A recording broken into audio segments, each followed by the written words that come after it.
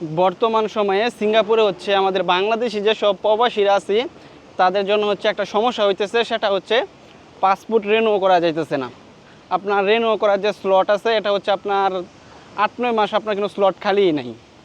তো হচ্ছে বাংলাদেশের এম্বাসি আমাদের কী পরিমাণ সার্ভিস হচ্ছে এখানে দিতেছে।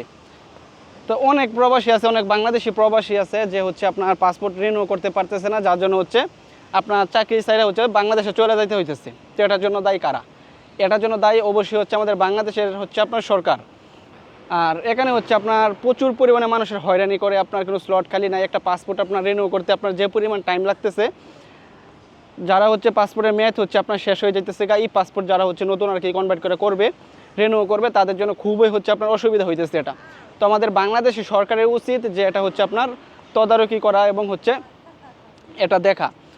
এখানে যদি আপনি দেখেন, এখানে যদি আপনি সার্ভিস ভালো না দিতে পারেন, সেক্ষেত্রে আমি যেটা মনে করি যারা ভালো সার্ভিস দিতে পারে ওদেরকে হচ্ছে এখানে হচ্ছে ওই চেয়ারগুলোতে আনে বসানো দরকার, এদেরকে হচ্ছে চেঞ্জ কইরা। আর আপনারা বলেন যে আপনাদের মিশিংয়ের সমস্যা, তো আপনারা মিশিং চেঞ্জ করেন, মিশিং বাড়ান, যাতে হচ্ছে আপনারা হচ্ছে সেবা ভালো দিতে পারেন, ভালো সার্ভিস দিতে পারেন, ঠিক আছে? তো এটা হচ্ছে আমাদের বাংলাদেশি প্রবাসীদের সিঙ্গাপুরে মেন একটি আপনার সমস্যা, পাসপোর্ট রিনিউ করতে পারতেছে না। তবে আলহামদুলিল্লাহ আমার পাসপোর্টের এখনও হচ্ছে আপনার 7 বছর এখনও হচ্ছে আপনার মেয়াদ আছে। আমার তো কোনো চিন্তা নাই, কিন্তু এমন হাজার হাজার প্রবাসী ভাই আছে যাদের হচ্ছে আপনার এই পাসপোর্ট রিনিউ করতে পারতেছে না, হয়রানি করতেছে আপনার, তাদের হচ্ছে আপনার চিন্তা ঘুম আসতেছে না। যেটা হচ্ছে আমাদের বাংলাদেশি সরকারের হচ্ছে দেখা উচিত।